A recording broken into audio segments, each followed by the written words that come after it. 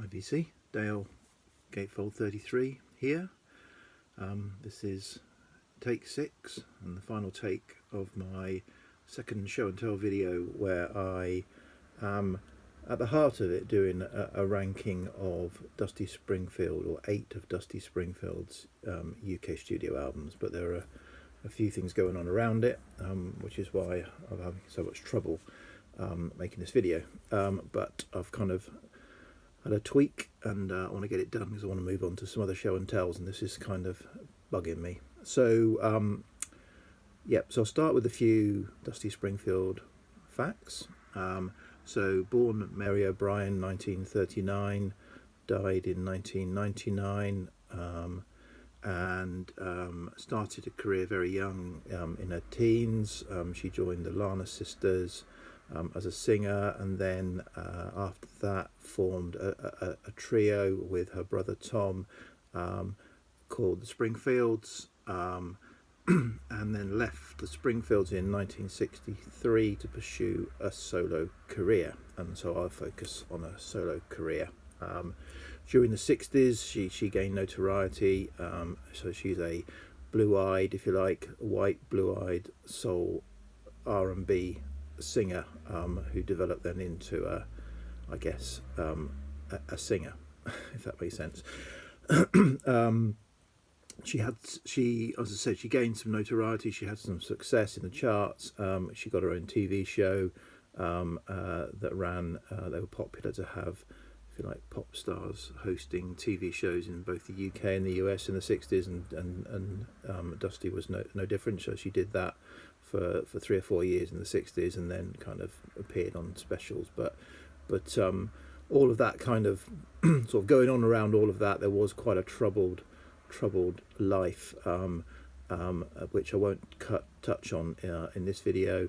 I haven't read a biography. I've read a lot of music biographies. I haven't read one on Dusty Springfield, so my knowledge is from, I've seen a few documentaries and I've read a number of magazine articles, but I don't feel sufficiently up on Dusty's life to get into the full biography in this video. So I'm just going to touch on the music that I have and the music that I've heard. Before I move on to the studio albums, so I'm doing the eight UK studio albums that Dusty Springfield released between 1964 and 1973. And just so I'm ranking those eight studio albums as far as I'm concerned, and I'll talk a bit more about that in a minute.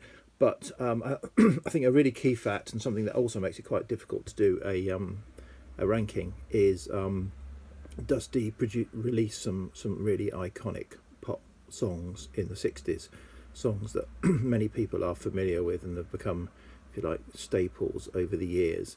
But a kind of fact around that, which, as I said, you probably need to know in terms of ranking a UK studio albums, is Dusty Springfield had 10 UK top 10 single hits in the 60s, but only one of those hits appeared on a studio album, a UK studio album.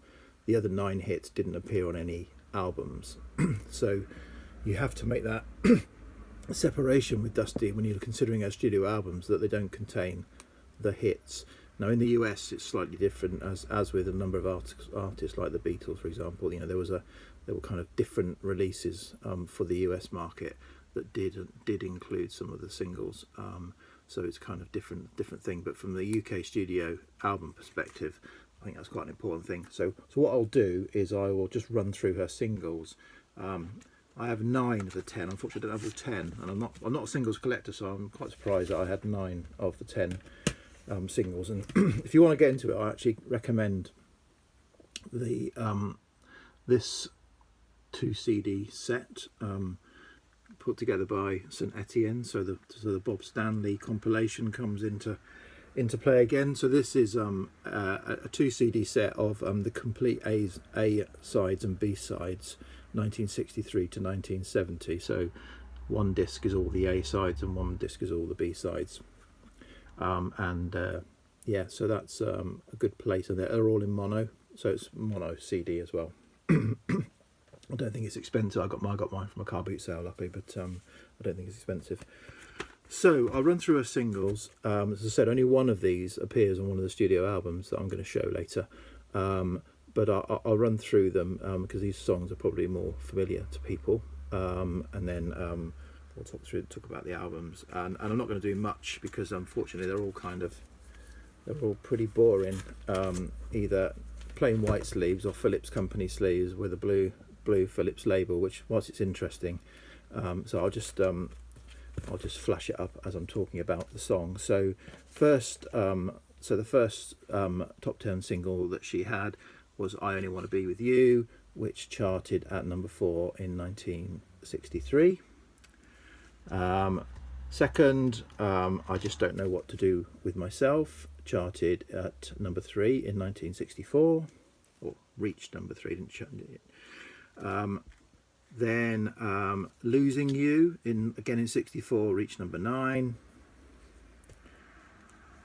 "In the Middle of Nowhere" 1965 reached number 8, as did "Some of Your Lovin'" in 1965 as well. That also reached number 8. And then her only UK number 1, 1966, "You Don't Have to Say You Love Me," from 1966. And then also from 1966, just scraping into the top 10, is "Going Back." And finally from 1966, the only one I have a kind of picture sleeve for, "All I See Is You." So I'll pause on that one a little bit longer. Then in 1968, a single, "I Close My Eyes and Count to 10," that I don't have, so I'll need to kind of find that. And then finally, the only single in the 60s, the only top 10 UK single that Dusty achieved that was on an album is "Son of a Preacher Man," which we will get on to later. So just before I move on to the only other albums, the only other thing I wanted to say is there is another single that I happen to have that was released during the 60s, 67, didn't chart or didn't reach, don't think even charted in the UK, and it's absolutely brilliant. It's called "What's It Gonna Be." That is a real R&B stomper, and I sort of highly recommend listening to that. That is a fantastic song, and don't understand now why it didn't chart then. But and she also did another single, "Spooky," which didn't chart, I don't think, but which is also a really good song.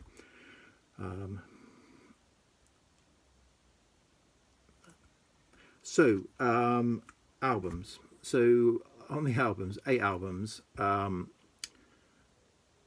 What I will say is I'm pretty clear on which album is my 8th favourite. Not a bad album, but my 8th favourite, and I'm pretty clear what is my favourite.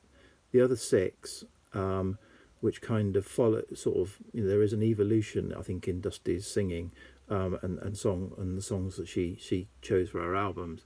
That evolution kind of, because that is quite stark, or fairly stark, which means that depending on kind of what mood I'm in, I would pick a particular Dusty album. So therefore, I think the other 6, it could really move around, if I'm honest. But I want to get this video done, so for the benefit of this video, these are the 8. So coming in at 8 is Dusty's second album, from 1965. Everything's Coming Up Dusty. So a nice cover and a nice presentation. It's got a booklet in it. Nice Dusty, they are Dusty pictures because it's quite old, but pictures of Dusty. There she is. So a plus point about this is having pictures of Dusty in it. So it's a bit of a meh album for me. It's got a lot. It hasn't got any kind of. It's got a lot of kind of standards and things like that. So the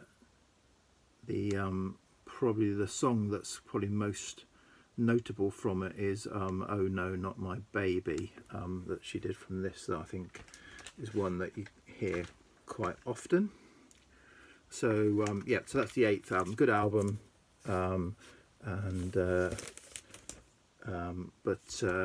say someone's got to be number 8. Coming in next is a debut album, A Girl Called Dusty, and this I can definitely say has the favourite cover art of any Dusty album I've got. Pushing the best cover art of any album I've got. This is a beautiful, with the clarifoil coated cover. This photograph, which I think is a fantastic picture of Dusty. She looks fantastic there, beautiful there, and the kind of blue with the blue and the blue. I just think it just looks great. So yeah, this is the cover art alone makes this an album worth having. But it has got a lot of good songs on it as well. So it's got Mama Said, You Don't Own Me, are kind of the openers, and then other songs that are very kind of good Dusty standards. Anyone Who Had a Heart and Wishing and Hoping are on here. So there's a lot of really good songs on this album. But it's kind of, say, early period, the albums were kind of collections of songs that she was singing. So there's some fantastic songs on here. But as an album, it's number 7. Number 6, an album that I thought would be higher actually, and as I said, it probably could be tomorrow. This is definitely Dusty, from 1968. So she kind of made a bit of a transition here from R&B stomper to perhaps a bit more of a, her albums were kind of a much more mixed affair of ballads and stompers and sort of therefore, if you like, more complete. So that's why I'm surprised this is number 6. But it kicks off with 2 really good songs. So Ain't No Sun Since You've Been Gone, which, although it's kind of it's got sort of sadder sort of content lyrics, it's done in an R&B stomper style. And then Take Another Piece of My Heart is a great sort of song for Dusty to do. And then there's also another kind of if you like R&B type stomper on here called Love Power, which is a great song. So great album.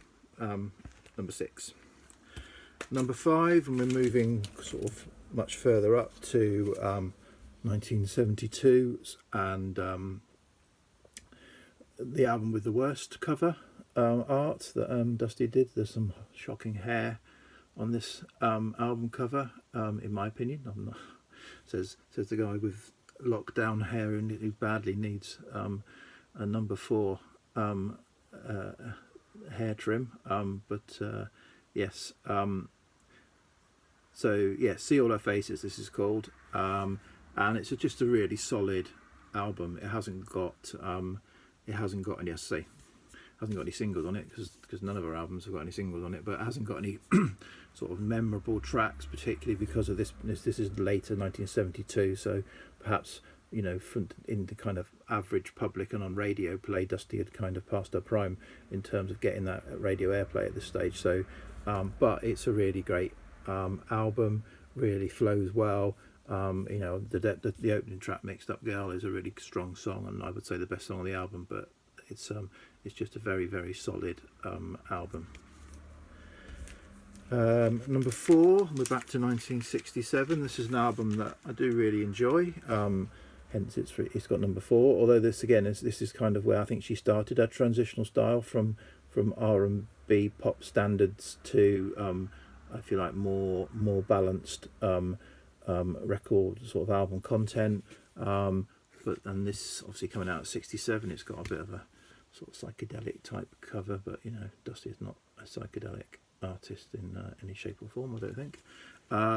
So the first 3 songs are very strong. So Bringing Back, again, another coming in with a kind of pop, real upbeat pop, Don't Let Me Lose This Dream, I Can't Wait to See My Baby's Face are really good songs. And then it's got a cover of Sunny, which was, I think, maybe in the charts a year or two before. Is it Bobby Hebb? Is Bobby Hebb? Yeah, I think, and Georgie Fame's done it as well. But Sunny, and If You Go Away. So she did If You Go Away, I think must have been before Scott Walker did If You Go Away, but yeah, she does a good version of the of that song. So that's, oh sorry, that's what it's called. So this is Where Am I Going? Where Am I Going is the name of this album. Right, top three. And at number three, I think I've probably shown this before, but at number three is the last sort of chronologically in the 1973's Cameo. Again, this is just a really consistent, great album, end to end, back to front. It's just got really lovely songs on it. It's got a cover of Easy Evil, which she does really well, and Mama's Little Girl. And so I think what I'll say about Dusty and that evolution that I talked about is, Dusty, or the Dusty that I prefer is the Dusty that's in control, who keeps control, isn't absolutely belting it out, and I feel some of her singing to me here, I hear it turns me off a bit when she's really absolutely gone into the max, into the red zone with her voice. I much prefer it when she's kind of in control, the sultry, not necessarily ballads, they can still be upbeat songs, but she's not kind of losing it. Obviously occasionally it's good when an artist kind of loses it, but I feel a lot of her early output with the kind of having to do that pop R&B and kind of gets the style at the time, she errs towards that, whereas later in her career she produced a much more balanced balanced output, and she owned her voice, she was in control of her voice, and she's probably in control of her music a lot more. That's what I feel, although we may differ when we get to the last album. So coming in at number two, Brand New Me, Brand New Me in the States, from Dusty With Love in the UK.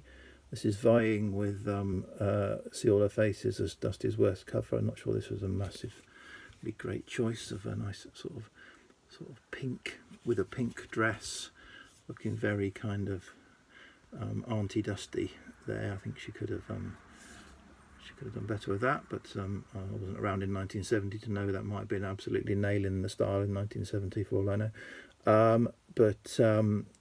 Yeah, this is another really good song. So this is 1970. So Dusty had gone back to the States. I was trying to talk about this album without kind of talking about the next album is quite difficult here. But yeah, Dusty had gone back to the States and used that kind of getting back to some rootsy places in the States, and using some of those musicians and producers to give her her music an edge that it needed around that time. Wasn't entirely successful around that time, but I think from a critical perspective later, it's a very strong piece of music. So this has got the song Brand New Me, which as I said was the title track of the album in the States, and Never Love Again and Bad Case of the Blues, I think, is the standout song for me on here. But this is a great soul album from Dusty from 1970. Okay, so we've reached number one, so you probably know what it is. And funnily enough, this is the only, so everything I've shown so far, they're all UK original albums, but this is a reissue. I don't have a UK original of this. I've had several in my hands over the years. They're normally about 40 or 50 quid in nice condition, but they were never quite in the absolute condition that I wanted them to be in to pop 40 or 50 quid on them. So one day I will have one, but for now this is a really good reissue that I have. It sounds really good. But this is a masterpiece. There isn't a weak song on this album. So it's got Son of a Preacher Man, the only sort of top 10 single to appear on an album is on this. So the story behind this, I won't go into it. There's a whole documentary on it. There's a whole lot's been written about it. So Dusty, again, coming to the end of Philip's career, signed for Atlantic, went over to Memphis to work with the Memphis Boys or Memphis Cats, and the sort of had the background singers that Aretha had using the same material, same studio, same microphone, same equipment as some iconic soul stars like Aretha Franklin, and I think Jerry Wexler, who produced the album. So Dusty, again, I'm not going into Dusty, the personal side of Dusty, but Dusty was not full of self-confidence throughout. So although she dressed up and portrayed this big-haired pop star, behind it there was a real lack of confidence. And I think the story is, she was just about to lay down the first track, and I think Jerry Wexler reminded her that oh, you are standing where Aretha and Sam and Dave, you're using the same mic as such and such, you got the same guitarist as such and such. And she panicked and then couldn't sing again sort of for a while, and that ruined sort of the session, and it became a really hard session. There are other things about the session that were harder, I understand, but I think a lot of it was not about Dusty being the diva that she sometimes portrayed as, but more as Dusty being this insecure person and this perfectionist, and she was in a strange environment and she kind of panicked, but in the end she laid down one of the greatest albums ever made. It has got, as I say, there are no weak songs. If I had to pick out one song from this, and I listened to it I think 4 times in a row the other night when I was kind of sort of just giving this a play while I was thinking about how I'd redo this video in a way that I could get through it, is Windmills of Your Mind. It's that understated Dusty. You need to, if you really listen to this, it's got an acoustic guitar going through it and some flourishes, but it's got the kind of all the instrumentation there in the background, and it feels at any point like it's going to absolutely kick off and they're going to throw the whole kitchen sink in it, but they don't, and so it does build, but it doesn't quite get there until the point at which Dusty's vocals are finished and you're going for the outro, and then they kind of just throw all the instruments in on it, and it finishes in a crescendo, if you like.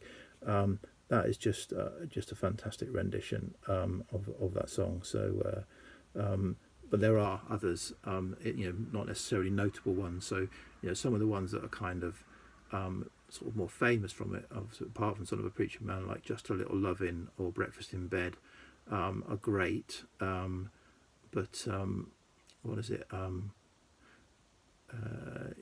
So there's the I Don't Want to Hear It Anymore. There's some really great songs on here that aren't necessarily the hits. Not that there were any hits, because even Son of a Preacher Man was not a massive hit, and the album itself bombed. It was not a hit, but it's become an icon. And I will stop talking there because I'm now waffling. But highly recommend you listen to this. Highly recommend you listen to the Windmills of Your Mind on headphones.